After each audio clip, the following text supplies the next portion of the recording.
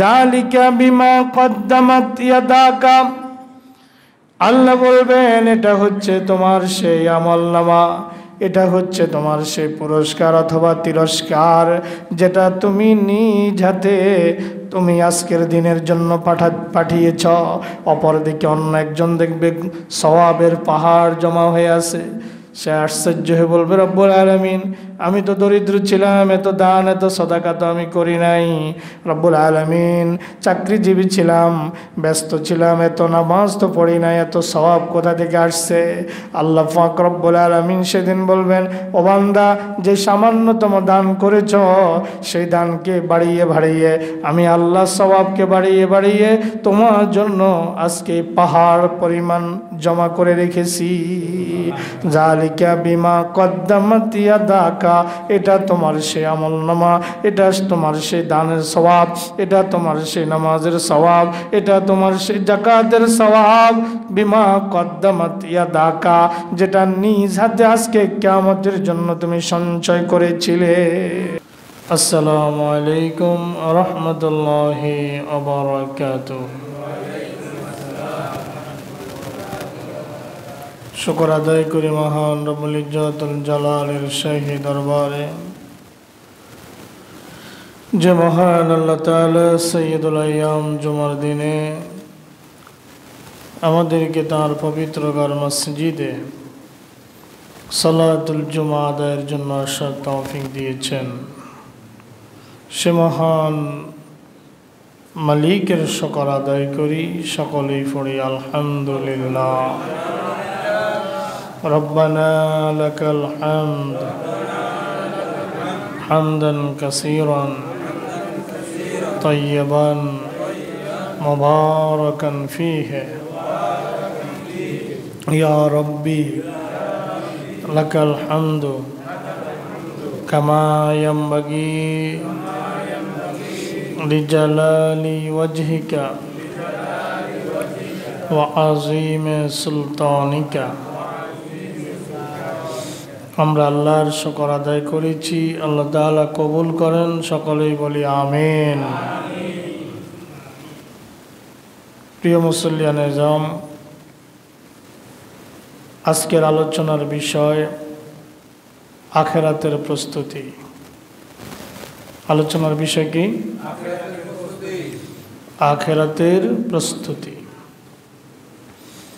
আমরা নানা ধরনের প্রস্তুতি গ্রহণ করি কিনা? যুবকরা বিয়ের জন্য একটা প্রস্তুতি গ্রহণ করে না? বিয়ের উপযুক্ত হইলে বাবার একটা প্রস্তুতি আছে, ছেলেকে বিয়ে করাবে। ছেলের একটা প্রস্তুতি আছে, আমি বিয়ে করব।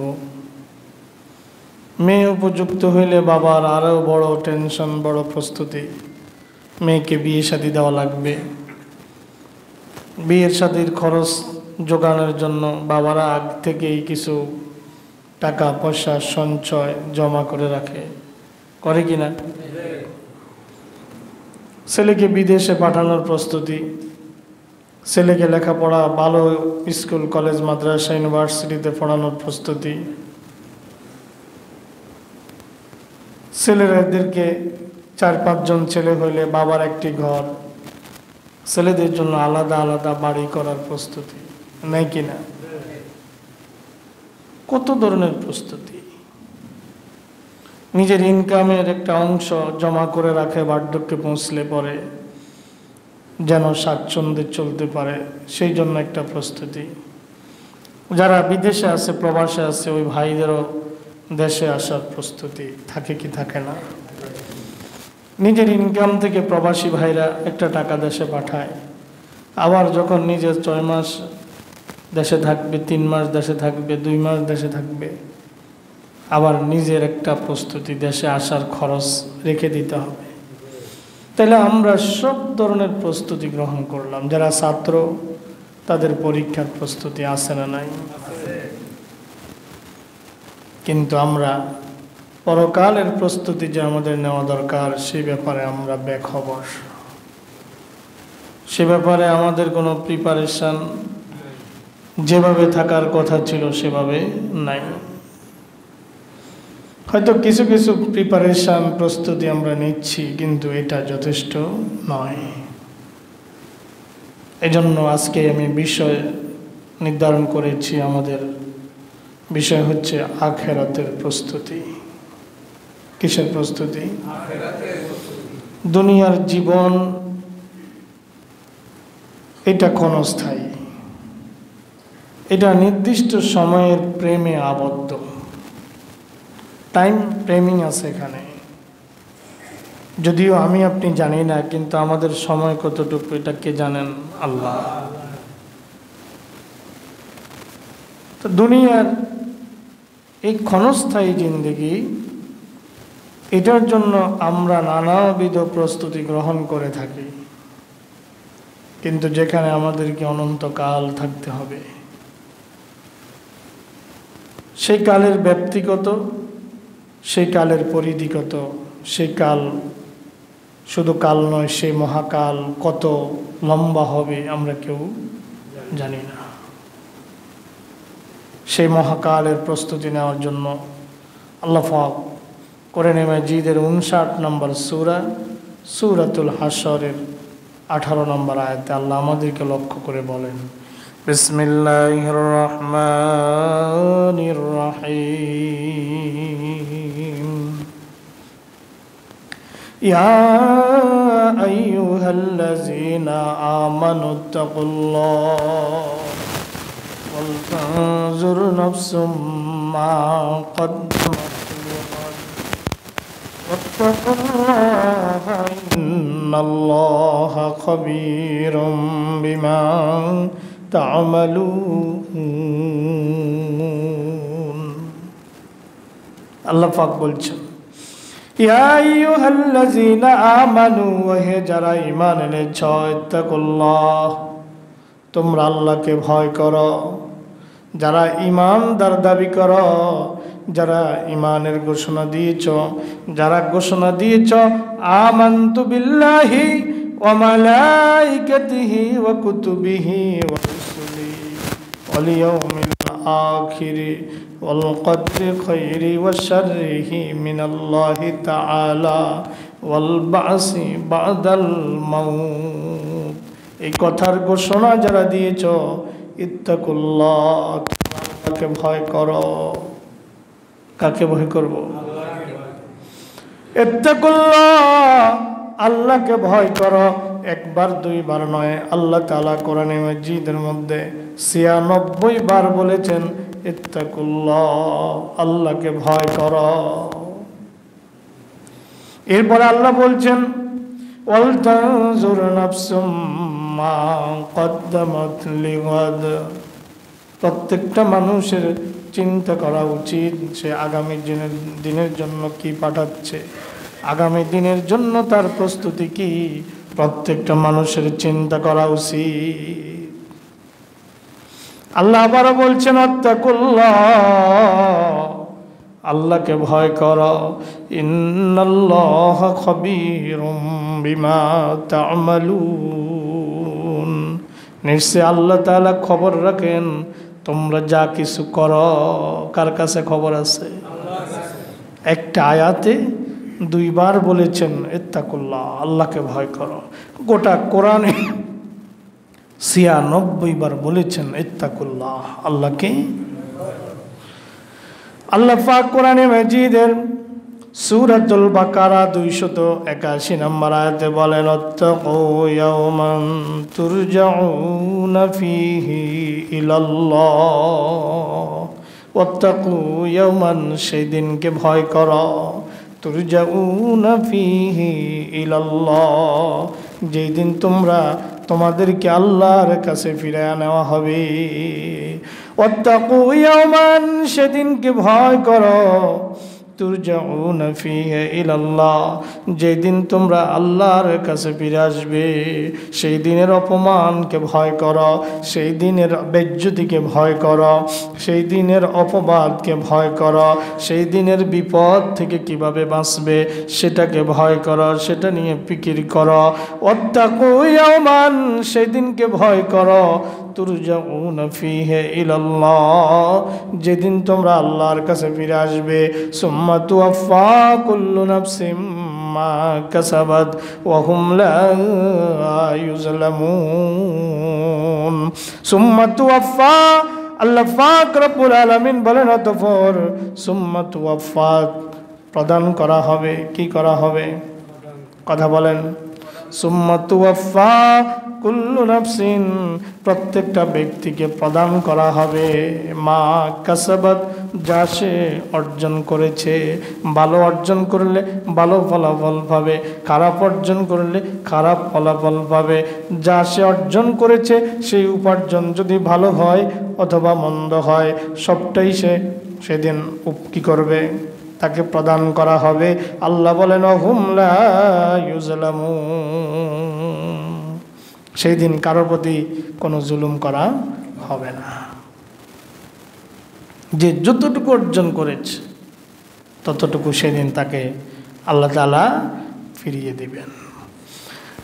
আল্লাহর নবী সাল্লাল্লাহু আলাইহি ওয়াসাল্লামের প্রিয়তমা স্ত্রী আম্মা জান আয়েশা সিদ্দিকা রাদিয়াল্লাহু তাআলা আনহা থেকে হাদিস, ইবনে মাজাহ 4243 নম্বর হাদিসের মান সহিহ। আন আয়েশা রাদিয়াল্লাহু আনহা আন্না রাসূলুল্লাহ সাল্লাল্লাহু আলাইহি ওয়াসাল্লাম, আম্মা জান আয়েশা সিদ্দিকা রাদিয়াল্লাহু তাআলা আনহা তিনি বলেন, নিশ্চয়ই আল্লাহর নবী সাল্লাল্লাহু আলাইহি ওয়াসাল্লাম ইরশাদ করেছেন, ইয়া আয়েশা, হে আয়েশা, ইয়াকে অমহাক্কারাতিজ যুনুব।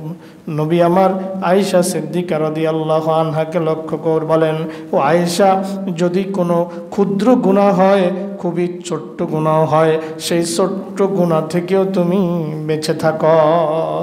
ইয়াকে অমহাক্কারাতিজ যুনুব, ক্ষুদ্র গুনাহ থেকেও সাবধান হয়ে যাও, ক্ষুদ্র গুনাহ থেকেও বেঁচে থাকো, বিরত থাকো।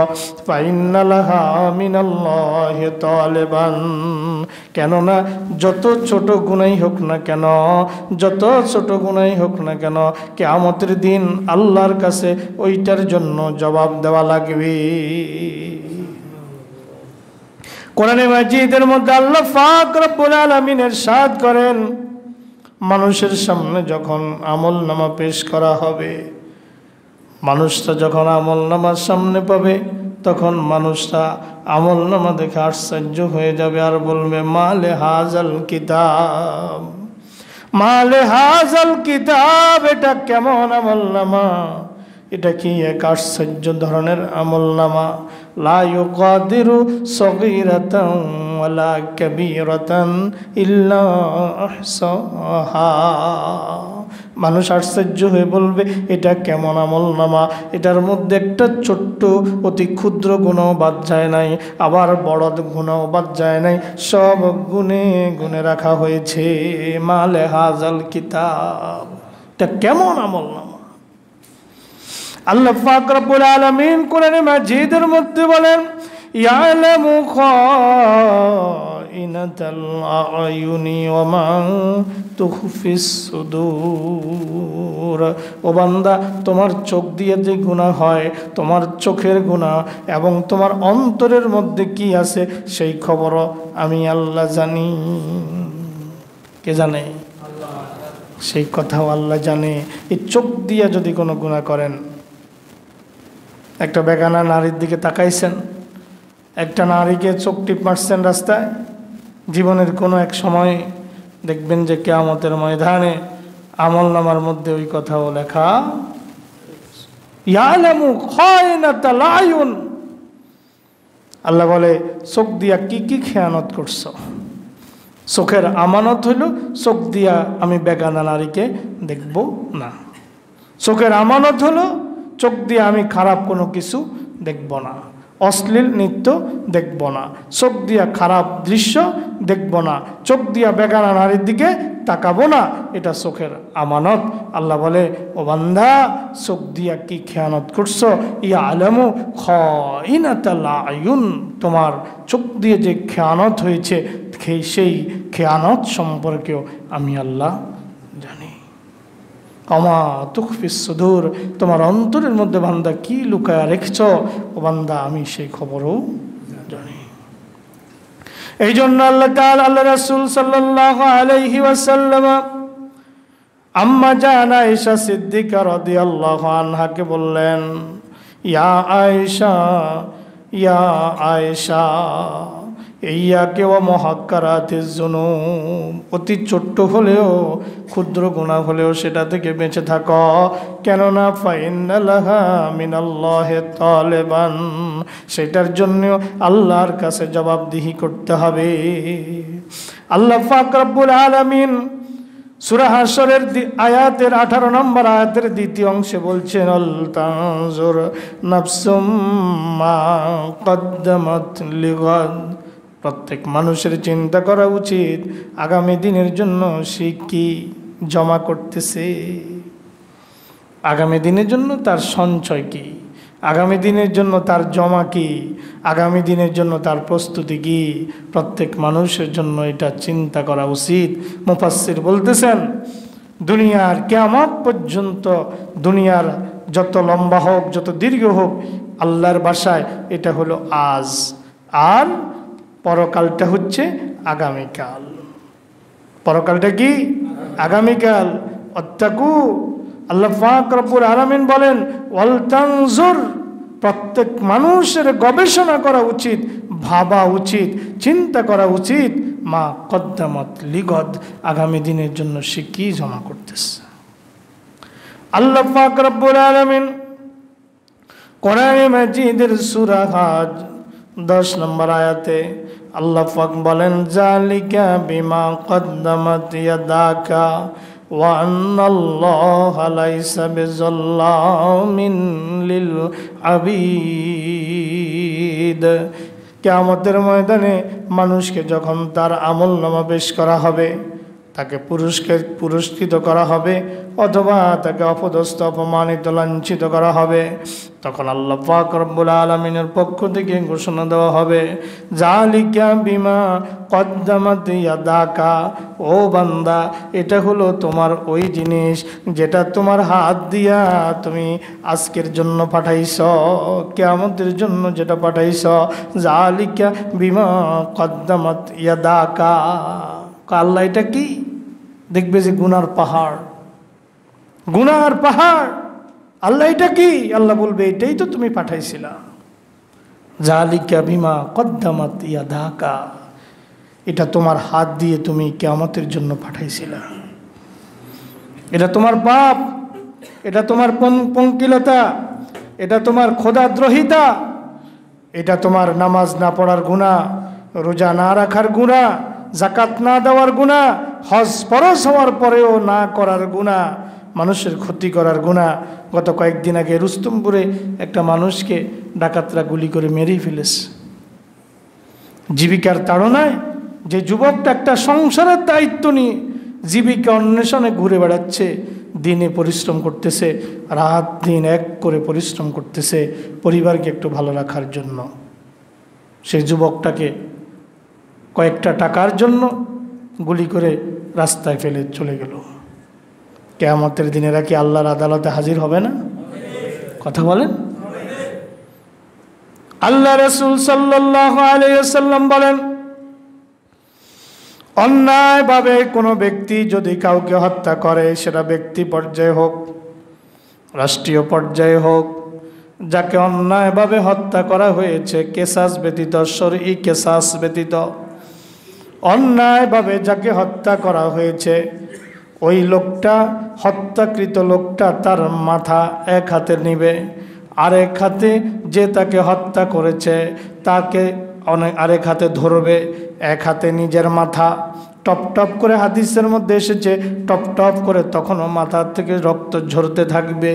আরেক হাতে যে তাকে হত্যা করেছে তাকে ধরবে, ভালোভাবে ধরবে, ধরে তাকে আল্লাহর সামনে নিয়ে যাবে, বলবে রব্বুল আলামিন কে আমার দুনিয়ার জমিনে এই লোকটা আমাকে অন্যায়ভাবে হত্যা করেছে। কি হবে সেই দিন?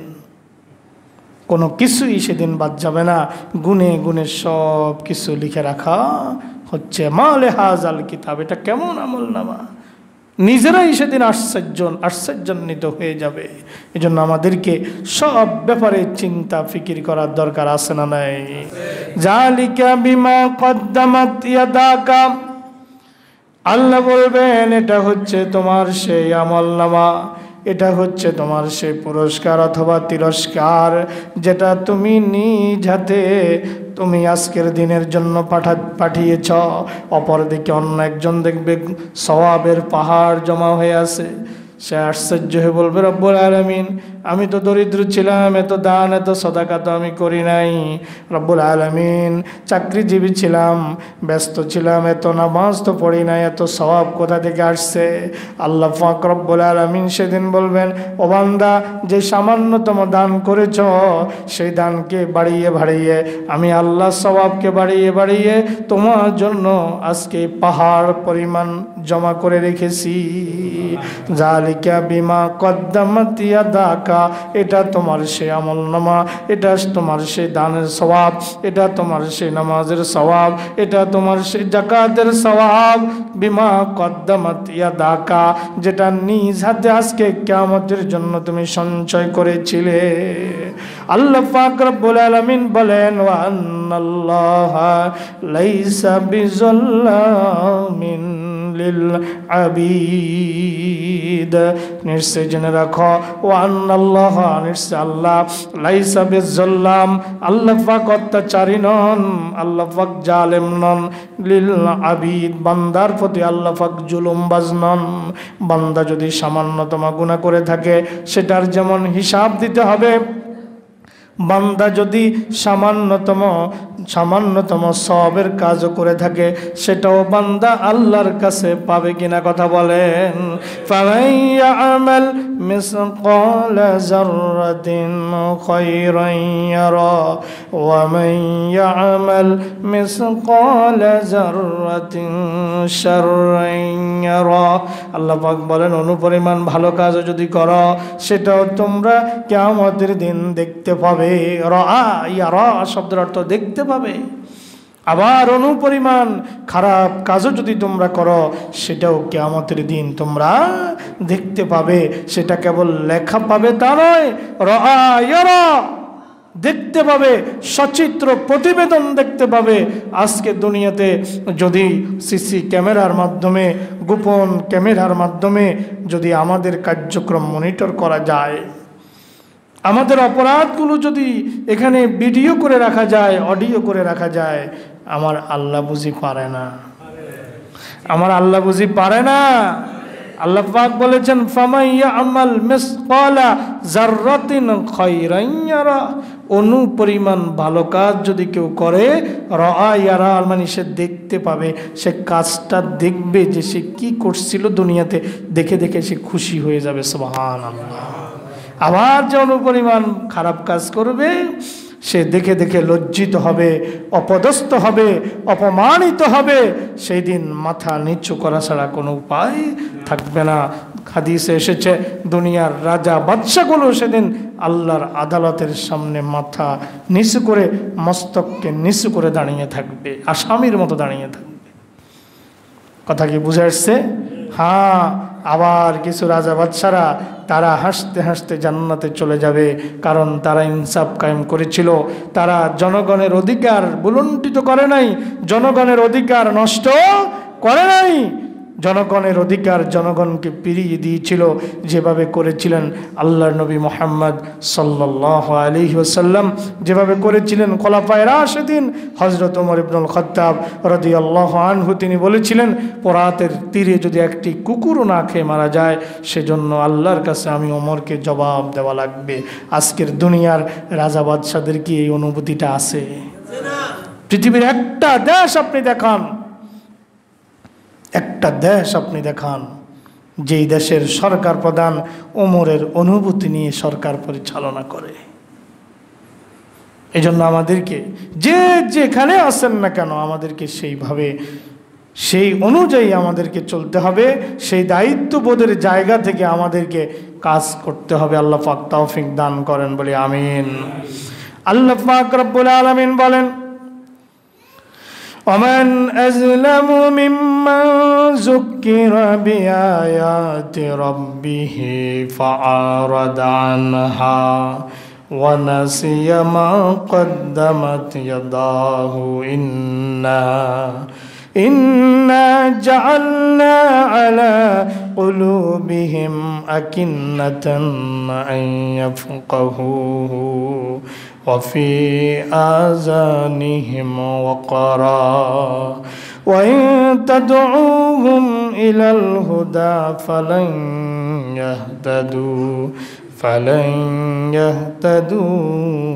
إذا أبدا সূরাতুল কাহফ আয়াত নম্বর 57 আল্লাহ পাক রব্বুল আলামিন বলেন ওমান আজলামু তার চাইতে বড় জালেম আর কে হতে পারে মিম্মা যুক্কিরা বিআয়াতি রাব্বিহি যার সামনে তার রবের আয়াতকে তেলাওয়াত করা হয় যার সামনে তার রবের বিধিবিধানগুলো বর্ণনা করা হয় তার চাইতে বড় জালেম আর কে আছে বিধিবিধান শোনার পরেও আল্লাহর কথাগুলো জানার পরেও নবী আলাইহিস সালামের কথাগুলো জানার পরেও ফারাদানহা সে ওটার থেকে আল্লাহর বিধান থেকে কোরআন থেকে মুখ ফিরিয়ে নেয় কোরআনের বাণীগুলো খুব সুন্দর করে শুনে কোরআনের কথাগুলো মনোযোগ দিয়ে শুনে শোনার পরে ফারাদানহা আল্লাহ বলেন এরপরে মুখ ফিরিয়ে নেয় ওয়ানাসিয়া মা কদ্দামাত ইয়াদা ওয়ানাসিয়া আর সে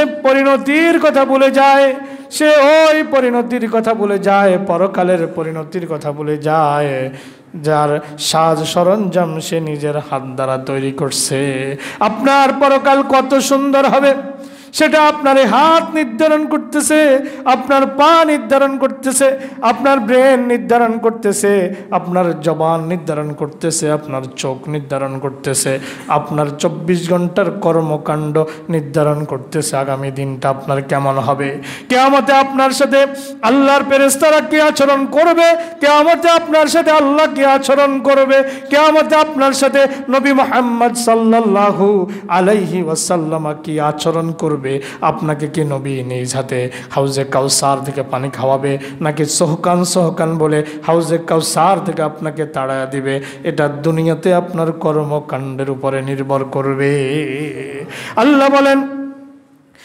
বলেন অনাসিয়া মা কদ্দামাত ইয়াদা সে ওই কথা ভুলে যায় সে পরকালের জন্য নিজ হাতে যে সাজ সরঞ্জাম পাঠাচ্ছে দিব্যি সে কথা সে ভুলে যায় পরকালের পরিণতির কথা সে ভুলে যায় আল্লাহ পাক বলেন ইন্না জাআলনা আলা কুলুবিহিম আকিন্না আল্লাহ পাক বলেন আমি তাদের অন্তরের মধ্যে আবরণ টেনে দিয়েছি কোরআন থেকে ক্রমাগত দূরে সরে যাওয়ার কারণে কোরআন থেকে ক্রমাগত বিচ্যুত হওয়ার কারণে কোরআনের আলোচনা থেকে কোরআনের বিধান থেকে ক্রমাগত তারা পিছু হটার কারণে আমি আল্লাহ তাদের অন্তরের মধ্যে আবরণ টেনে দিয়েছি কি টেনে দিয়েছে আবরণ টেনে দিয়েছি আল্লাহ পাক রব্বুল আলামিন বলেন ওয়াফি আযানিহিম ওয়াকরা আর আমি আল্লাহ তাদের কর্ণকুহরের মধ্যে বধিরতা সৃষ্টি করে দিয়েছি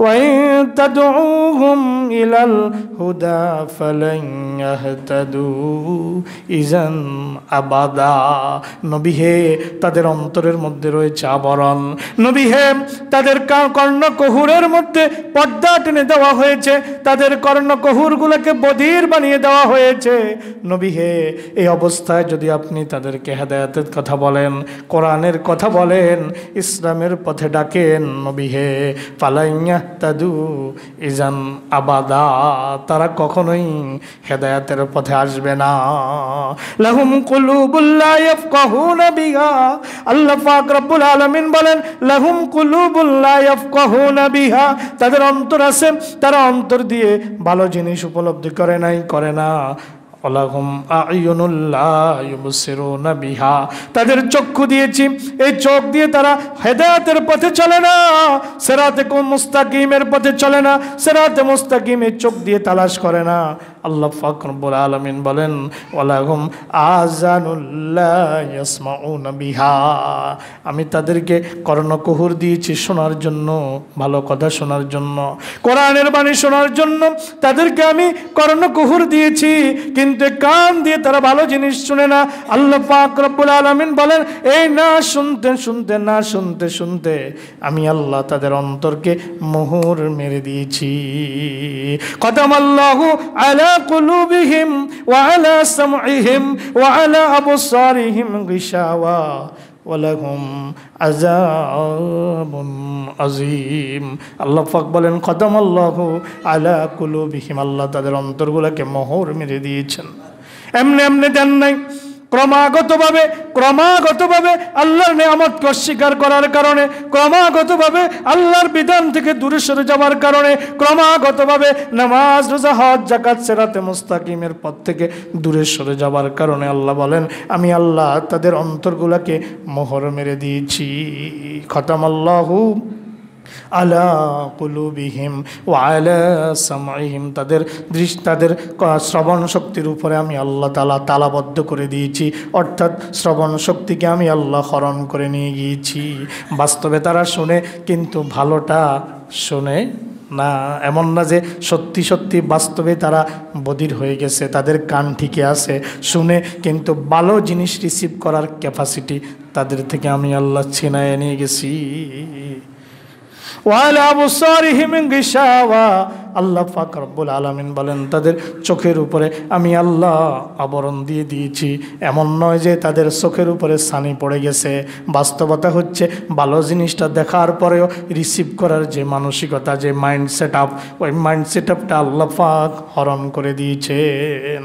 আল্লাহ পাক রব্বুল আলামিন বলেন অবস্থা এমন বেগতিক হয়ে গিয়েছে, অবস্থা এমন পর্যায়ে পৌঁছে গিয়েছে উলাইকা কালানআমি বাল হুম আদাল, আল্লাহ পাক বলেন এরা হলো চতুষ্পদ জন্তু, বরং তার চাইতে নিকৃষ্ট।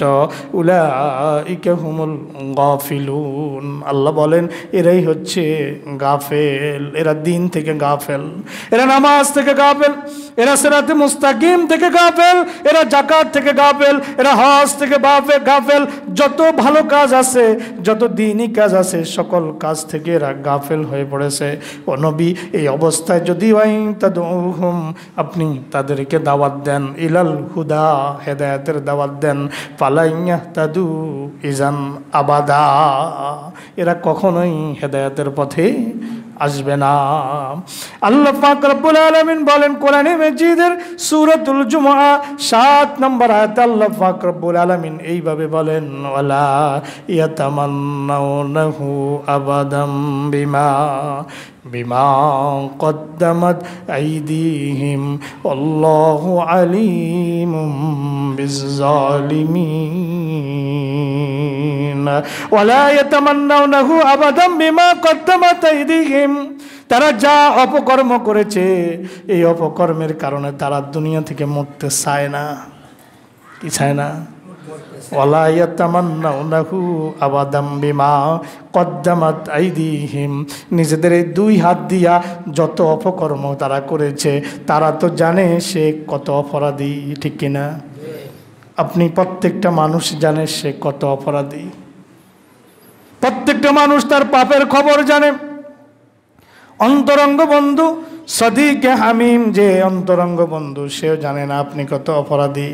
আপনার স্ত্রী এক বালিশের মধ্যে মাথা দিয়ে ঘুমান, স্ত্রী জানে না আপনি কত অপরাধী, আপনি জানেন না স্ত্রী কতটা অপরাধী। প্রত্যেকের আলাদা একটা জগৎ আছে না নাই? আল্লাহ পাক বলেন তাদের পাপটা এত বেড়ে গেছে, এত বেড়ে গেছে, এত বেড়ে গেছে। ওয়ালা ইয়াতামান্নাউনাহু আবাদাম বিমা কদ্দামাত আইদিহিম, তাদের হাতগুলো যা কিছু কামাই করেছে, অর্জন করেছে, এই জন্য এখন তারা আর মরতে চায় না। তারা কি করতে চায় না? মরতে চায় না। আল্লাহু আলিমুম বিজ্জালিমিন, আল্লাহ পাক বলেন আমি জালেমদের সম্পর্কে খুব ভালো করে জানি। জালেমদের সম্পর্কে আমি আল্লাহু আলিমুম বিজ্জালিমিন, আল্লাহ পাক বলেন জালেমদের সম্পর্কে আমি আল্লাহ খুব ভালো করে জানি। সূরা হাশর 19 নম্বর আয়াত একটু যাই। আল্লাহ পাক বলেন, ও বান্দা, পাপ করতে করতে পাহাড় কামাই করেছ, এখন আর দুনিয়া থেকে মরতে চাও না, আরো কিছুদিন বেঁচে থাকতে চাও।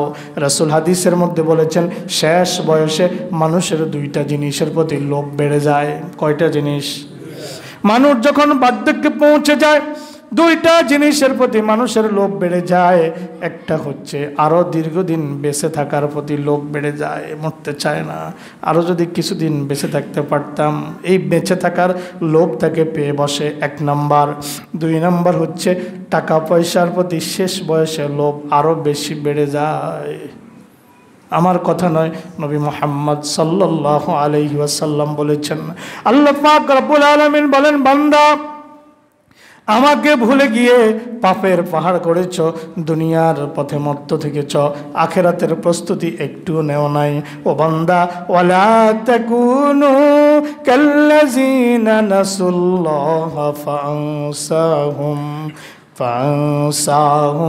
আনফুসাহুম উলাইকা হুমুল ফাসিকুন। ও বান্দা, তাদের মতো হইও না যারা আমি আল্লাহকে ভুলে গেছে। কত আদর করে, কত মায়া করে, কত নরম ভাষা আল্লাহ আমাকে আপনাকে লক্ষ্য করে বলছেন, ওয়ালা তাকুনু কাল্লাযিনা নাসুল্লাহ। ও বান্দা, তাদের মতো হইও না, তাদের মতো হইও না, তাদের মতো হইও না যারা আমি আল্লাহকে ভুলে গেছে। ওয়ালা তাকুনু কাল্লাযিনা নাসুল্লাহা ফাআনসাহুম আনফুসাহুম। আমাকে ভুলে যাওয়ার কারণে আমি আল্লাহ তাদের আত্মপরিচয় ভুলাইয়া দিয়েছি। উলাইকা হুমুল ফাসিকুন। আর যারা আমি আল্লাহকে ভুলে গেছে এরা সবাই ফাসিক। এরা সবাই কি? উলাইকা হুমুল ফাসিকুন। আল্লাহ বলেন এরা হচ্ছে ফাসিক। আল্লাহ পাক রব্বুল আলামিন কোরআনে মাজিদের শেষ দিকে 30 নম্বর পারার মধ্যে আল্লাহ পাক বলেন, ইয়া আইয়ুহাল ইনসান মা গাররাকা বিরাব্বিকাল কারীম। ওহে মানুষেরা, কিসে তোমাকে তোমার সম্মানিত রব থেকে দূরে সরায়া দিল? ইয়া আইয়ুহাল ইনসান, হে মানুষেরা, মা গাররাকা বিরাব্বিকাল কারীম। কোন সে শক্তি, কোন সে মহাশক্তি, কোন সেই আকর্ষণ, কোন সেই বিকর্ষণ যার কারণে তুমি তোমার সম্মানিত রবকে ভুলে গেছ? ইয়া আইয়ুহাল ইনসানু মা গাররাকা বিরাব্বিকাল কারীম আল্লাযী খলাকাকা ফাসাওয়াকা ফাআদালাক। যিনি তোমাকে সৃষ্টি করলেন, সুঠাম করলেন, সুবিন্যস্ত করলেন। ফি আইয়ি সূরাতিম মা শাআ রাক্কাবাক। তিনি চাইলে তোমাকে যেই কোনো আকৃতি দিয়ে বানাতে পারতেন, কিন্তু তিনি তা করেন নাই। লাকাদ খলাকনাল ইনসানা ফি আহসানি তাকওয়িম।